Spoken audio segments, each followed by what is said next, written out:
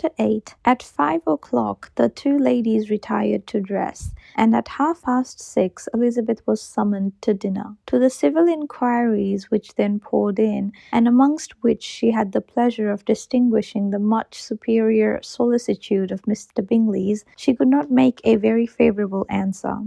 Jane was by no means better. The sisters, on hearing this, repeated 3 or 4 times how much they were grieved, how shocking it was to have a bad cold, and how excessively they disliked being ill themselves, and then thought no more of the matter, and their indifference towards Jane, when not immediately before them, restored Elizabeth to the enjoyment of all her original dislike. Their brother, indeed, was the only one of the party whom she could regard with any complacency. His anxiety for Jane was evident, and his attentions to herself most pleasing, and they prevented her feeling herself so much an intruder as she believed she was considered by the others.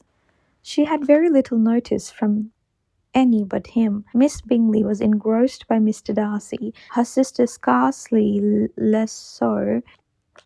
And as for Mr. Hurst, by whom Elizabeth sat, he was an indolent man, who lived only to eat, drink, and play at cards, who, when he found her prefer a plain dish to a ragout, had nothing to say to her.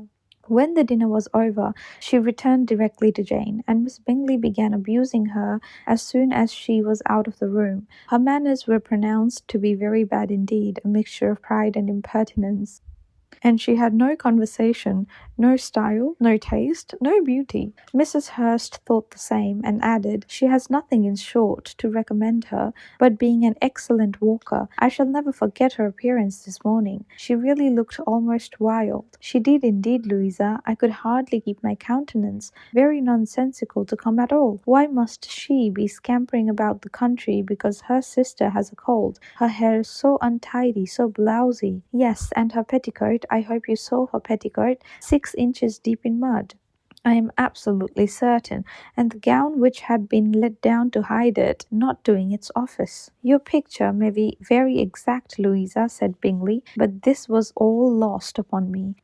I thought Miss Elizabeth Bennet looked remarkably well when she came into the room this morning. Her dirty petticoat quite escaped my notice." "You observed it, Mr. Darcy, I am sure," said Miss Bingley, "and I am inclined to think that you would not wish to see your sister make such an exhibition. Certainly not. To walk 3 miles, or 4 miles, or 5 miles, whatever it is, above her ankles in dirt, and alone, quite alone. What could she mean by it? It seems to me to shew an abominable sort of conceited independence, a most country town indifference to decorum." "It shews an affection for her sister that is very pleasing," said Bingley. "I am afraid, Mr. Darcy," observed Miss Bingley in a half-whisper, "that this adventure has rather affected your admiration of her fine eyes." "Not at all," he replied. "They were brightened by the exercise." A short pause followed his speech, and Mrs. Hurst began again. "I have an excessive regard for Jane Bennet. She is really a very sweet girl, and I wish with all my heart she were well settled. But with such a father and mother, and such low connections, I am afraid there is no chance of it."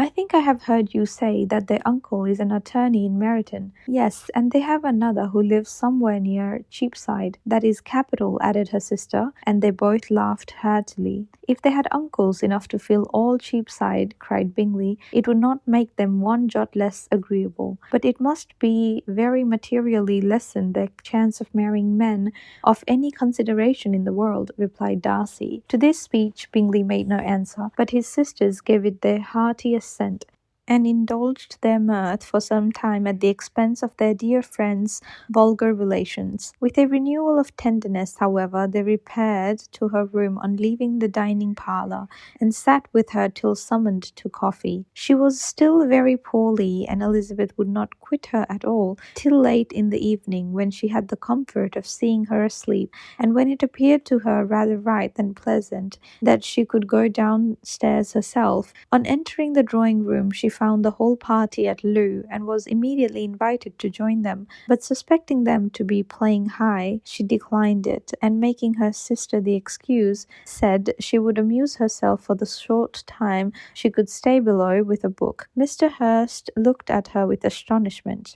"Do you prefer reading to cards?" said he. "That is rather singular."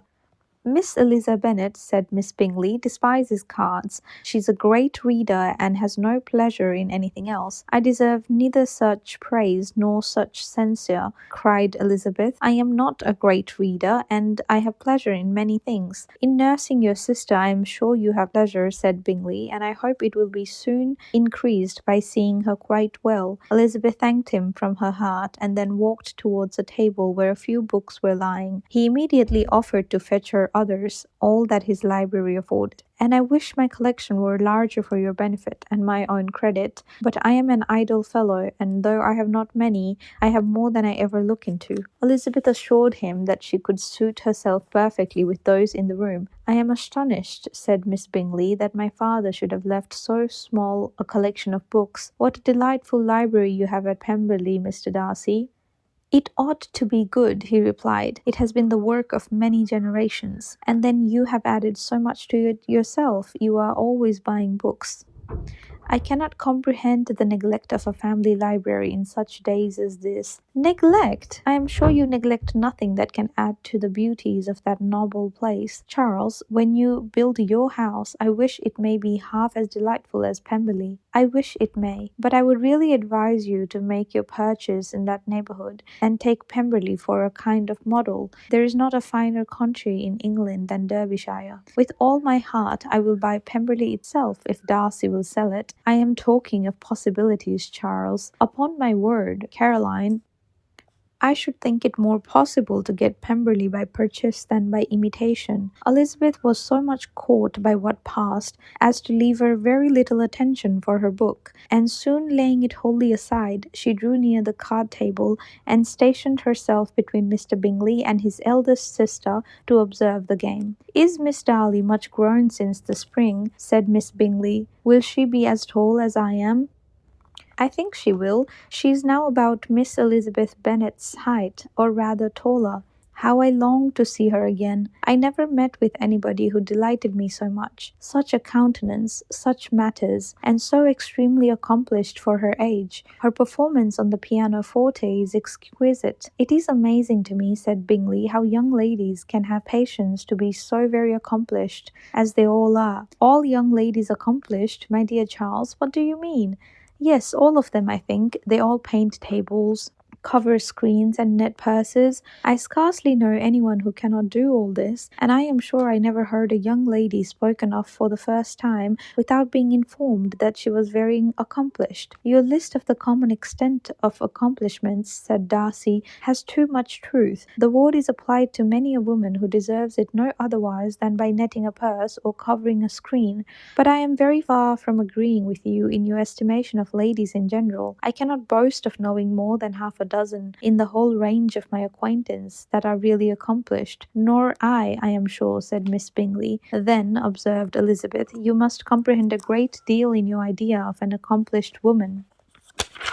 Yes, I do comprehend a great deal in it. Oh, certainly, cried his faithful assistant. No one can be really esteemed accomplished who does not greatly surpass what is usually met with. A woman must have thorough knowledge of music, singing, dancing, drawing, and the modern languages to deserve the word, and besides all this, she must possess a certain something in her air and manner of walking, the tone of her voice, her address and expression, or the word will be but half deserved.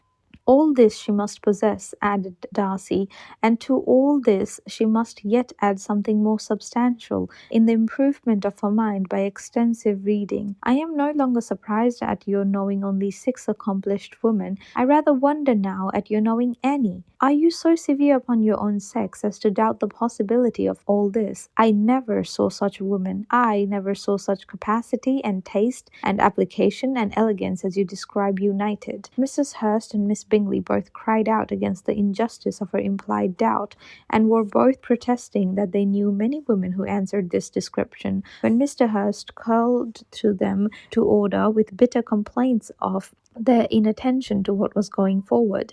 As all conversation was thereby at an end, Elizabeth soon afterwards left the room. "Eliza Bennet," said Miss Bingley when the door was closed on her, "is one of those young ladies who seek to recommend themselves to the other sex by undervaluing their own, and with many men I dare say it succeeds. But in my opinion it is a paltry device, a very mean art." "Undoubtedly," replied Darcy, to whom this remark was chiefly addressed, "there is meanness in all the arts which ladies sometimes condescend to employ for captivation. Whatever bears affinity to cunning is despicable." Miss Bingley was not so entirely satisfied with this reply as to continue the subject. Elizabeth joined them again, only to say that her sister was worse, and that she could not leave her. Bingley urged Mr. Jones being sent for immediately, while her sisters, convinced that no country advice could be of any service, recommended in express to town for one of the most eminent physicians. This she would not hear of, but she was not so unwilling to comply with their brother's proposal, and it was settled that Mr. Jones should be sent for early in the morning, if Miss Bennet were not decidedly better. Bingley was quite uncomfortable. His sisters declared that they were miserable. They solaced their wretchedness, however, by duets after supper, while he could find no better relief to his feelings than by giving his housekeeper directions that every possible attention might be paid to the sick lady and her sister.